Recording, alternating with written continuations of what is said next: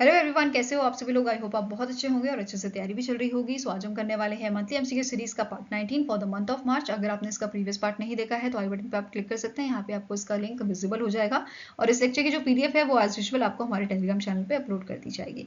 तो जल्दी से स्टार्ट करते हैं आज का सेशन। फर्स्ट आपको क्वेश्चन है, which organisation launch the Hex-20 India's Neela satellite into space using its Transporter 13 launch vehicle। तो रिसेंटली Hex-20 जो आपकी एक सैटेलाइट मैन्युफैक्चरिंग स्टार्टअप है, स्मॉल सैटेलाइट ये बनाती है, इसने नीला सैटेलाइट जो है इनकी जो नीला सैटेलाइट है उसको स्पेस में अभी जो है आपका रिलीज किया गया है, लॉन्च किया गया है by the SpaceX transporter 13 launch vehicle. तो आंसर क्या हो जाएगा, दैट इज SpaceX द्वारा इसको लॉन्च किया गया है और इस मिशन का, नीला मिशन का मेन एम क्या है, टेस्ट करना है Hex-20 की इंडिजिनियसली डेवलप्ड सब सिस्टम को। ठीक है, अब जो सैटेलाइट है इसका नाम रखा गया है केरला की नीला रिवर पे, ठीक है, which is reflecting it's cultural significance. और जो ये सैटेलाइट है इसको आपका Hex-20 ने डेवलप किया है विद इन 4 months एंड जो यहाँ पे सपोर्ट मिला है इनको in developing this satellite, it was your Exolaunch GmbH जो जर्मन फर्म आपकी है, फाइन। और इस मिशन को सपोर्ट किया है इसरो ने along with IN SPACe, India national space promotion and authorisation centre द्वारा इसको सपोर्ट किया गया है in testing and approving the setup of a tracking station at the Marian Engineering College। तो बेसिकली केरला का ये कॉलेज है जहाँ पे ग्राउंड स्टेशन आपका बनाया गया है for satellite command and control. ठीक है, अब है इसके अलावा इनका Hex-20 का एक टारगेट है कि ये प्रिपेयर करें 50 kg सैटेलाइट को। ठीक है, ये लॉन्च करें 50 kg सैटेलाइट को using ISRO's polar satellite launch vehicle by end of 2026। तो ये एम लेके ये चले हैं। साथ में बात करेंगे आप आपके स्टार्टिंग इन्फॉर्मेशन की एक और चीज, जो नीला है इसका पेलोड कितना आपका था, 5 kg का था। ठीक है, और फ्यूचर में ये सोच रहे हैं कि 50 kg की सैटेलाइट ये आपके प्रिपेयर करेंगे। ओके, Hex-20 की बात करें तो इसकी Hex-20 इंडिया की बात करें तो इसके सीईओ हैं लियोर्ड जैकब लोपेस। हेडक्वार्टर लोकेटेड है त्रिवेंद्रपुरम केरला में और इसकी शुरुआत 2020 में की गई थी। नेक्स्ट क्वेश्चन है, which team won the second edition of a Khelo India para games 2025 with a 104 medal. तो इनमें से कौन सी आपकी टीम है जो जिसने सेकंड एडिशन जो आपका है खेलो इंडिया पैरा गेम का वो जीता है विद अ 104 मेडल्स। तो answer is option number A, that is Haryana ने इसे जीता है। और जो फर्स्ट एडिशन आपका था जो 2023 में होता उसे भी हरियाणा ने ही जीता था। ठीक है, नाउ अगर टॉप 3 स्टेट्स की बात करें या टॉप 3 टीम्स की बात करें तो पहले नंबर पर हरियाणा आता है जिसने 34 गोल्ड जीते थे, 39 सिल्वर एंड 31 ब्रॉन्ज। वहीं पे तमिलनाडु की बात करें तो 74 मेडल्स इन्होंने जीते हैं with 28 gold and Uttar Pradesh third number पे था with 64 medal and 23 gold. Okay, अब यहाँ पे कुछ आपके एथलीट्स हैं जिन्होंने आपका जो है रिकॉर्ड जो है नेशनल रिकॉर्ड वो ब्रेक किया है, जैसे जसप्रीत कौर जिन्होंने आपका 45 kg कैटेगरी में 101 kg का यहाँ पे लिफ्ट किया था एंड इनका प्रीवियस रिकॉर्ड था 100 kg का, तो इन्होंने ये नेशनल रिकॉर्ड ब्रेक किया है। साथ में ही सीमा रानी जिन्होंने विमेंस एलीट 61 kg कैटेगरी में इन्होंने जो है पार्टिसिपेट किया था एंड इन्होंने 97 kg का रिकॉर्ड बनाया है। वहीं पे जो आपके झंडू कुमार हैं फ्रॉम बिहार, इन्होंने मेंस एलीट 72 kg कैटेगरी में रिकॉर्ड बनाया है 206 kg का, 206 kg का। एंड मोना अग्रवाल फ्रॉम राजस्थान, इन्होंने जो है mixed 50 metre prone SH1 event में स्कोर किया था 243.3 स्कोर किया था इन्होंने एंड इन्होंने गोल्ड मेडल यहाँ पे जीता था। ठीक है, नाउ अब बात करेंगे कुछ अदर इन्फॉर्मेशन की, जैसे जो खेलो इंडिया पैरा गेम्स आपका था कौन सा एडिशन था, सेकेंड एडिशन था। मैस्कॉट इसका था आपका उज्ज्वला। ठीक है, 3 यहाँ पे वेन्यूज इसके थे, आपका जवाहरलाल स्टेडियम, इंदिरा गांधी अरीना जिसको हम इंद्रप्रस्थ स्टेडियम भी कहते हैं, और डॉक्टर करनी सिंह शूटिंग रेंज। तो ये सारे आपके यहाँ पे आपके वेन्यूज थे। साथ में ही एंथम इसका क्या था, खेलेगा इंडिया मेरा इंडिया, जीतेगा जीतेगा मेरा इंडिया। ओके, यहाँ पे आपके 6 पैरा स्पोर्ट्स यहाँ पे इस बार थे। अगर वहीं पे बात करें जो प्रीवियस एडिशन था उसमें 7 स्पोर्ट्स यहाँ पे आपके थे। ठीक है, 7 स्पोर्ट्स डिसिप्लिन यहाँ पे थे, इस बार 6 ही थे। ठीक है, यहाँ पे आप मैस्कॉट देख सकते हो उज्ज्वला का। ओके, नेक्स्ट आपको क्वेश्चन है, in March 2025 the Conrad Sangma has inaugurated the 7th Act East business show in Shillong Meghalaya. The event was organised by which organisation under the government of along with the government of Meghalaya. तो recently जो CM है आपके मेघालय के corner Sangma, इन्होंने 7th Act East business show जो है इस event को आपका इनॉग्रेट किया था, और इसे ऑर्गेनाइज किसने किया है? गवर्नमेंट ऑफ मेघालय के साथ आपका इंडियन चैम्बर ऑफ कॉमर्स ने, ठीक है, जिसका हेडक्वार्टर आपका लोकेटेड है कोलकाता, वेस्ट बंगाल में, ठीक है। तो आंसर क्या हो जाएगा? Option number D. अब जो 7th Act East business show है, इसका मेन एम क्या था? प्रमोट करना मेघालय को as a trade and investment destination, कि लोग मेघालय में आए और इन्वेस्ट करें, and further trade and business ties between India's north east region with Bangladesh, Bhutan, India and Nepal, association of south east Asian nation as per the Act East policy of a government of India.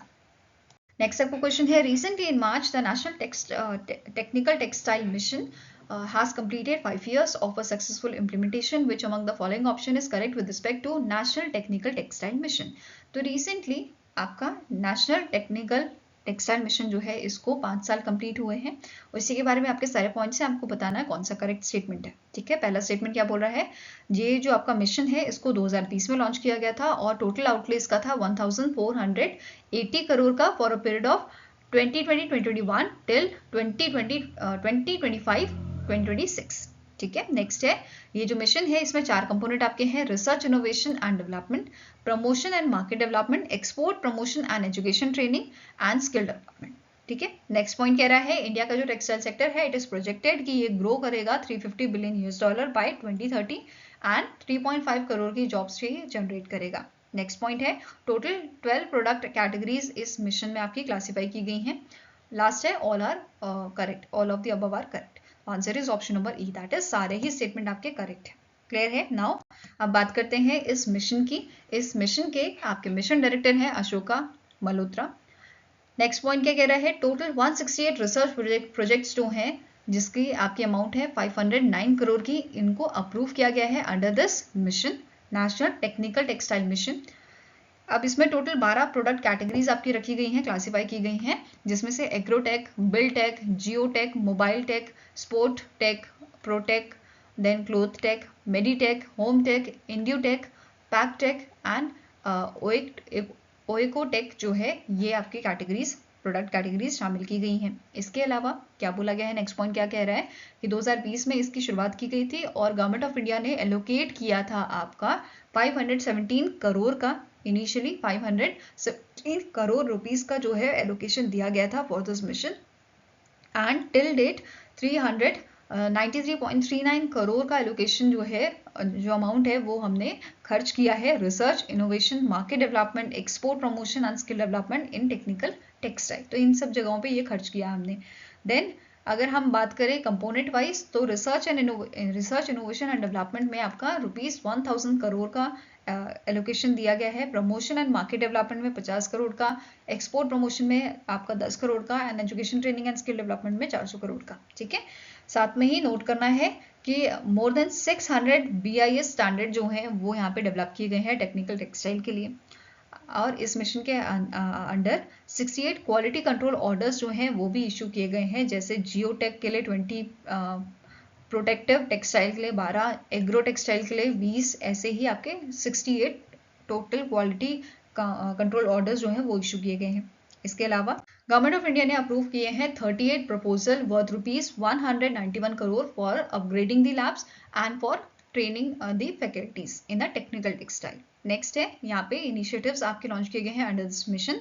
पहला initiative है GIST 2.0, grant for internship support technical textile. इसे launch किया गया था इस mission के under, promote करने के लिए लोकल इनोवेशन, सपोर्ट करने के लिए मेक इन इंडिया इनिशिएटिव को, और हेल्प करने के लिए टू एम्पावर यंग टैलेंट, ठीक है, for the growth of this textile sector. Next is GREAT scheme, grant for research and entrepreneurship across aspiring innovators in technical textile scheme. इस scheme के तहत अभी तक 8 स्टार्टअप जो हैं उनको 50-50 लाख का अमाउंट जो है वो दिया गया है, ग्रांट जो है वो दिया गया है, मतलब 8 स्टार्टअप हैं तो हर एक को 50 लाख का अमाउंट यहाँ पे दिया गया है for innovations in medical, industrial and protective textile, ठीक है। साथ में ही 3 एजुकेशन इंस्टीट्यूशन जैसे IIT इंदौर हो गया, national institute of technology Patna हो गया, इनको जो है ऐसे इंस्टीट्यूशंस को आपका 6.5 करोड़ का अमाउंट जो है ग्रांट किया गया है, ठीक है।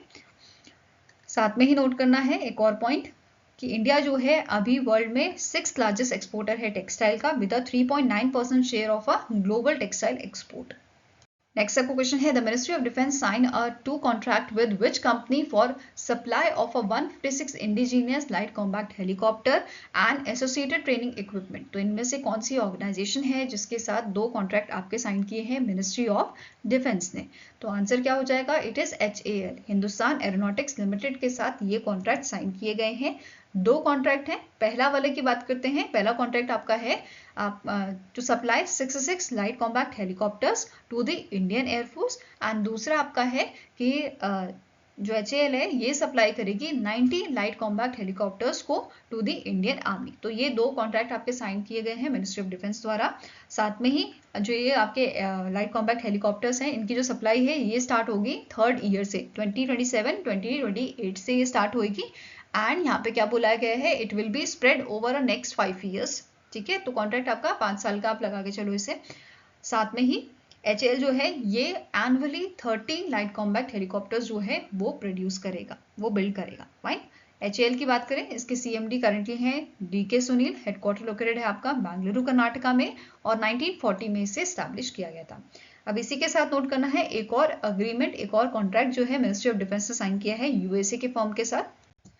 उसके बारे में देखते हैं। जैसे USA की फर्म का नाम क्या है? Metrea management. इसके साथ एक कॉन्ट्रैक्ट साइन हुआ है for wet leasing of a 1 flight refuelling aircraft जो बेसिकली हवा में फ्यूल भरते हैं। ठीक है, तो यहाँ पे आप इमेज देख सकते हो इसकी।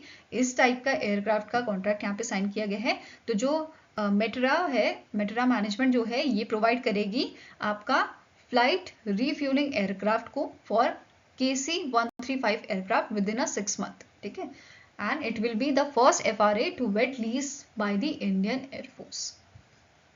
Next आपको क्वेश्चन है, where did the 14th edition of bilateral naval exercise Indira between India and Russia commence? तो इनमें से कौन सी जगह है जहां पे आपका इंदिरा का 14th एडिशन हेल्ड हुआ था between your India and Russia? तो इट वॉज हेल्ड इन दी चेन्नई तमिलनाडु। कहाँ पे ये हुआ था? ये चेन्नई तमिलनाडु में हुआ था। कौन सा एडिशन था? 14th एडिशन था।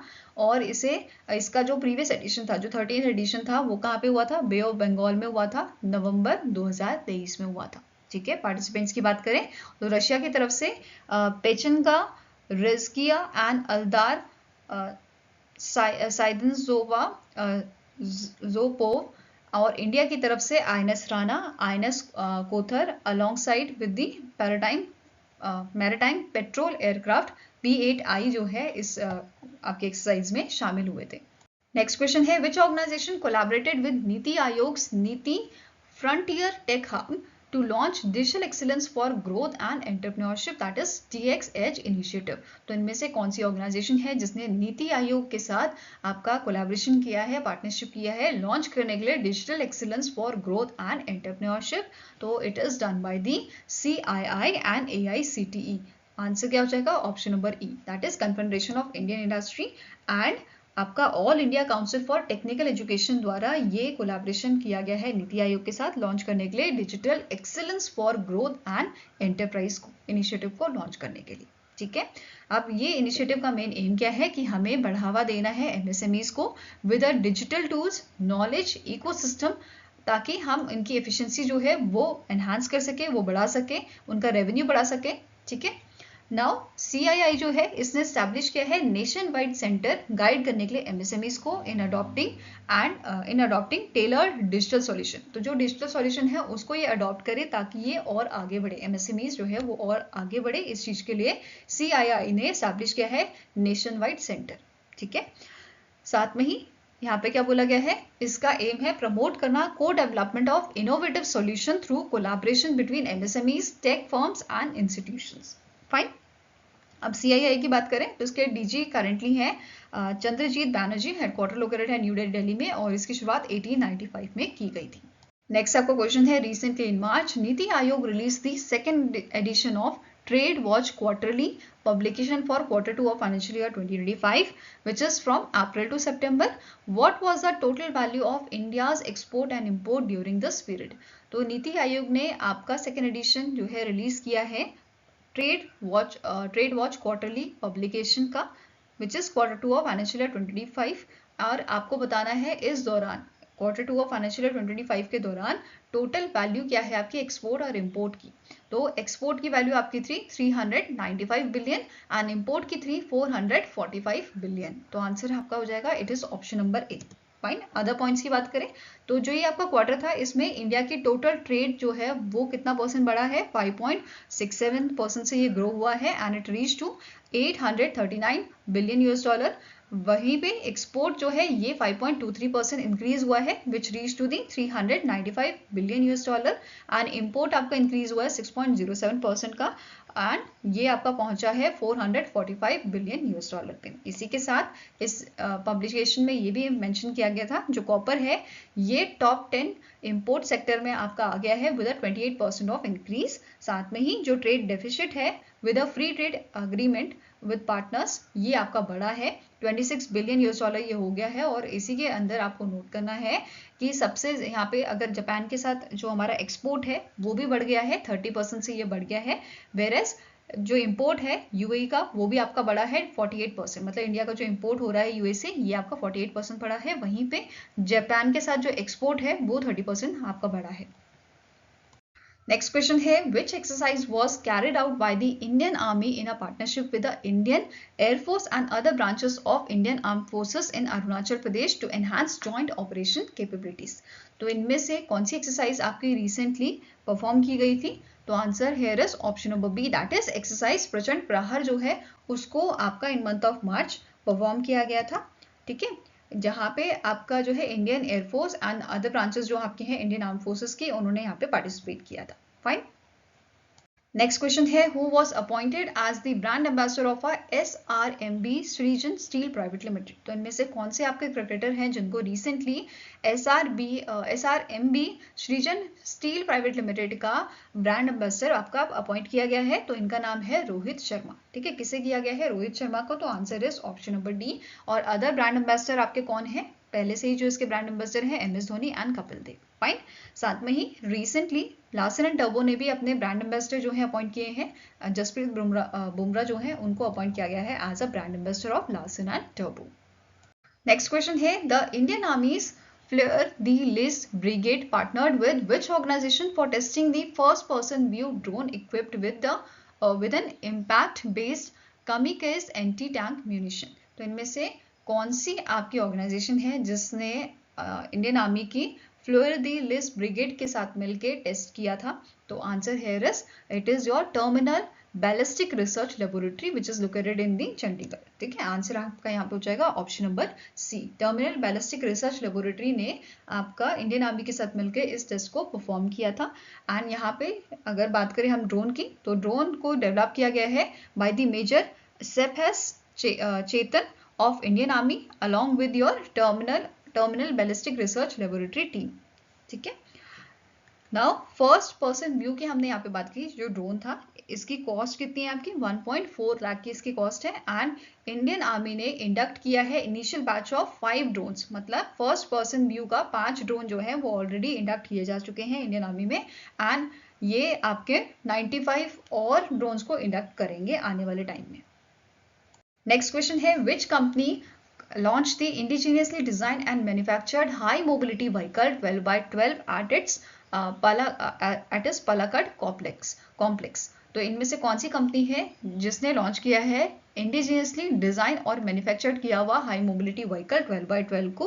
तो answer is it was launch by BEML limited. ठीक है, किसने लॉन्च किया है? BEML द्वारा इसको लॉन्च किया गया है and it is developed for the vehicle research and development establishment of DRDO, which is a part of your DRDO, right? And it is equipped with this high mobility vehicle 12x12 is equipped with the Bharat Sage third compliant engine and 7-speed Allison automatic transmission। तो इसमें ये चीज आपकी मौजूद है। Fine. Next आपको question है the comptroller and auditor general of India has entered into a MOU with which organisation to enhance audit planning processes and capacity building in urban development. तो रिसेंटली CAG ने एक MOU sign किया है आपका national institute of urban affairs के साथ। किस चीज के लिए? एनहांस करने के लिए ऑडिट प्लानिंग को, प्रोसेस करने के लिए एंड कैपेसिटी बिल्डिंग को आपका एनहांस करने के लिए urban development in the urban development. ये MOU जो है साइन हुआ था। ठीक है। This partnership focuses on developing urban auditing tools, case studies, methodology which is shared with the CAG officials for enhancement. Next आपको क्वेश्चन है, the national internet exchange of India that is NIXI has hosted the third edition of universal acceptance day in new Delhi.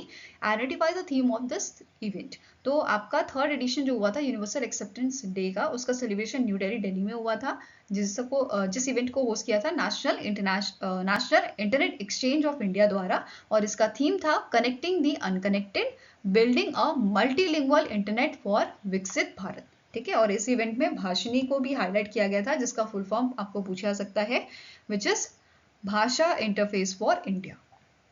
Next आपको question है, India launch the operation Brahma to provide assistance to which earthquake hit country.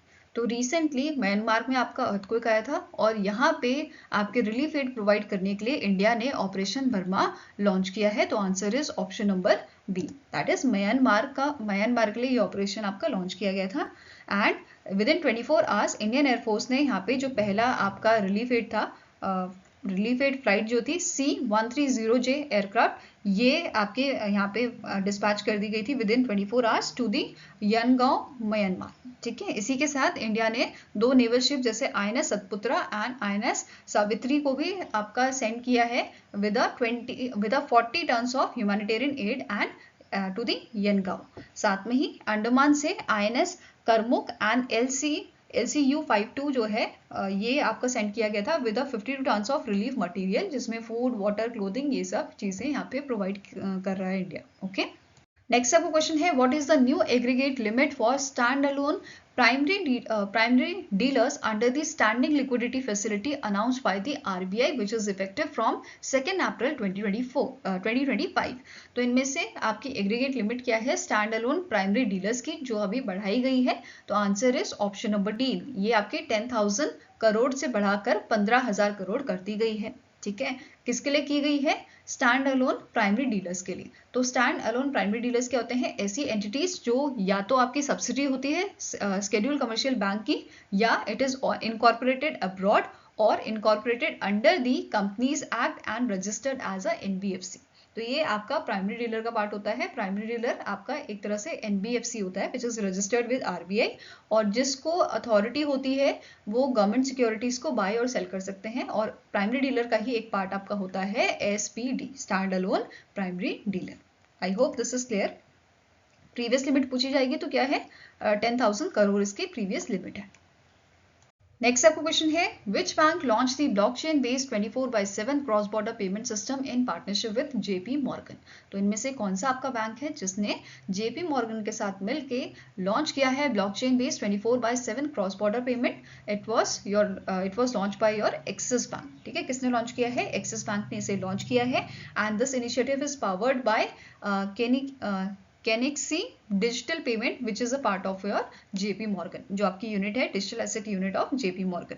Now static information देखेंगे। Axis bank के आपके CEO हैं Amitabh Chaudhary, headquarter located है मुंबई महाराष्ट्र में, और इसकी शुरुआत 1993 में की गई थी। JP Morgan की बात करें तो इसके चेयरमैन एंड CEO आपके हैं जेमी डिमॉन, हेडक्वार्टर लोकेटेड है न्यूयॉर्क में, और इसकी शुरुआत 1871 में की गई थी।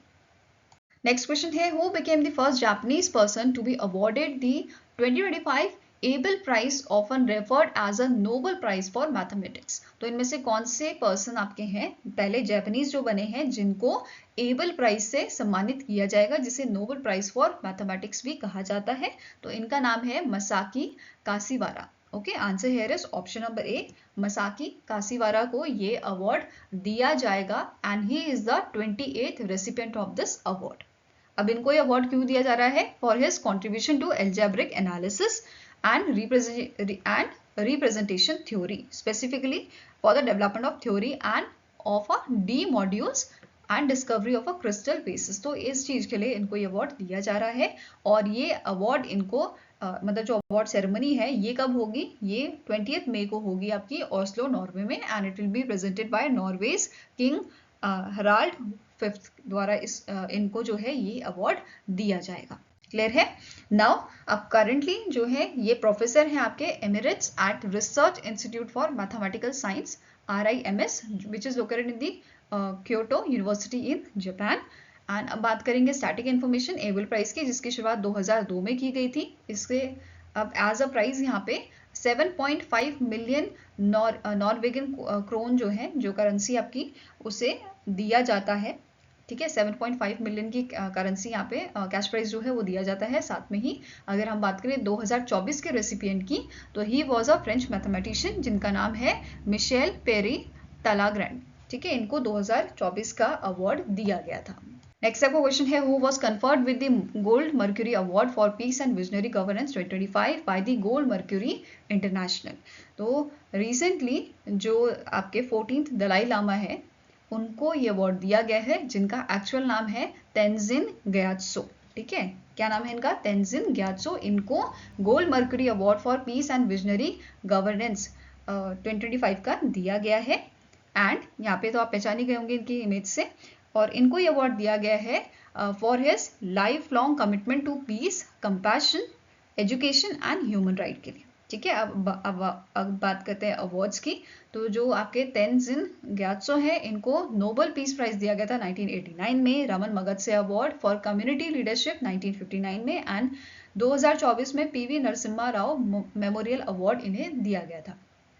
फाइन, अब यहाँ पे जो ये आपका अवार्ड है, ठीक है, कौन सा अवार्ड? Gold mercury award for peace and visionary governance. ये दिया जाएगा निकोलस दी सेंटिस, जो प्रेसिडेंट एंड सेक्रेटरी जनरल है गोल्ड मर्क्यूरी इंटरनेशनल के। ठीक है, नेक्स्ट आपको क्वेश्चन है, who was appointed as a international monetary funds advisory council on entrepreneurship and growth. तो इनमें से कौन से पर्सनालिटी है जिनको अपॉइंट किया गया है IMF का advisory council on entrepreneurship and growth? तो answer is option number D, that is Tata son के जो चेयरमैन आपके हैं नटराजन चंद्रशेखरन, इनको अपॉइंट किया गया है इंटरनेशनल मॉनेटरी फंड का एडवाइजरी काउंसिल। और बाकी मेंबर्स के नाम आप यहाँ पे देख सकते हैं। ठीक है, नाउ बात करेंगे स्टैटिक इन्फॉर्मेशन की। IMF के करंट MD हैं क्रिस्टलिना जॉर्जीवा, हेडक्वार्टर लोकेटेड है वॉशिंगटन में, एंड स्टैब्लिश इसे किया गया था 1944 में, और मेंबर्स कितने हैं? 190 इसके मेंबर्स हैं आपके। क्लियर है? नेक्स्ट बात करेंगे सिक्किम के बजट की, जो रिसेंटली PS तमांग द्वारा आपका रिलीज किया गया था। टोटल बजट आपका है 16,196 करोड़ का। एलोकेशन की बात करें, एजुकेशन, स्पोर्ट्स एंड आर्ट्स के लिए एलोकेशन दी गई है 17,303 करोड़ की। हेल्थ सेक्टर के लिए 7,195 करोड़, और इसमें बोला गया है आपकी मुख्यमंत्री स्वास्थ्य सुविधा योजना and CM medical assistant scheme जो है, इसको कंटिन्यू किया जाएगा। साथ में ही आपका एक positive pressure kidney transplant intensive care unit ICU जो है, वो आपका इंस्टॉल किया जाएगा STNM hospital which is located in the Sikkim. And new primary health and sub centre जो है, ये आपके बनाए जाएंगे विद अ लागत ऑफ 100 करोड़। ठीक है, नेक्स्ट है वाटर सप्लाई एंड सैनिटेशन के लिए 10,741 करोड़ का एलोकेशन है। एग्रीकल्चर के लिए 14,649 करोड़। पावर एंड एनर्जी के लिए 5,409 का। ट्रांसपोर्ट के लिए यहाँ पे दिया गया है 6,703 करोड़। डिजास्टर मैनेजमेंट के लिए जो बजट है इसका 9% एलोकेट किया गया है, and 5% for the social welfare. Okay, social welfare sector के लिए। देन टूरिज्म सेक्टर के लिए 3% of the budget was allocated. Now next आपकी बात करते हैं, इसरो ने रिसेंटली जो है टेस्ट किया है सेमी क्रायोजेनिक इंजन का, उसके बारे में देखते हैं। जैसे इसरो ने engine power head test article जो है ये किया था फॉर इट्स लिक्विड ऑक्सीजन और kerosene 200T thrust semi cryogenic engine के लिए। एंड ये टेस्ट आपका हुआ था तमिलनाडु के महेंद्रगिरी में at the ISRO propulsion complex. ठीक है, अब जो यहाँ पे आपका टेस्ट किया गया है, इसका मेन एम क्या है कि जो LV-M3 है उसको एनहांस किया जाए, उसकी जो पेलोड कैपेसिटी है उसको बढ़ाया जाए from 4 tons to it will be increase to the 5 tons. तो ये इसका मेन एम है। साथ में ही यहाँ पे क्या बोला गया है, जो SE-2000 सेमी क्रायोजेनिक इंजन है, ये यूज करेगा non toxic LOX kerosene propellants, and ये रिप्लेस करेगा जो हम करेंटली यूज कर रहे हैं L110 core stage of LV-M3 को। क्लियर है? अब ये जो आपका टेस्ट था, इसे कंडक्ट किसने किया था? It was conducted by ISRO's liquid propulsion system centre, and ये आपका चला था 2.5 सेकेंड तक। क्लियर है?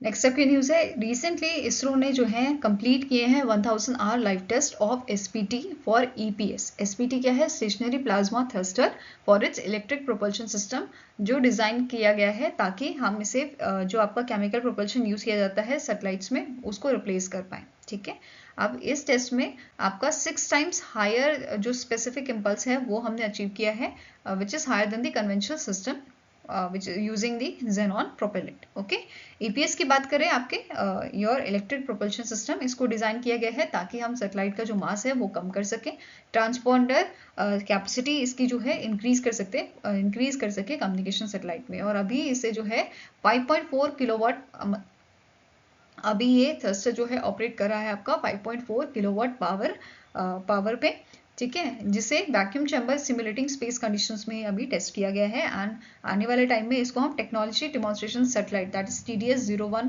का जो इसरो का है आपका, उस पर भी टेस्ट करेंगे for orbit raising to the GEO, geostationary orbit. Next बात करेंगे नेशनल एंड इंटरनेशनल डेज की। तो वर्ल्ड पियानो डे जो है ये ऑब्जर्व किया जाता है 88th day of the year, जो लगभग आपका 28 या 29 मार्च को पड़ता है। And it symbolise the 88 keys of a standard piano. अब 2015 में वर्ल्ड पियानो डे जो है ये आपका स्टैब्लिश किया गया था नील्स फ्राम, जो जर्मन पियानिस्ट एंड कंपोजर है, इनके द्वारा। Next is international day of zero waste, ये आपका 30 मार्च को ऑब्जर्व किया जाता है। थर्ड एडिशन हमने इसका 2025 में ऑब्जर्व किया है एंड इसकी थीम थी towards zero waste in fashion and textile.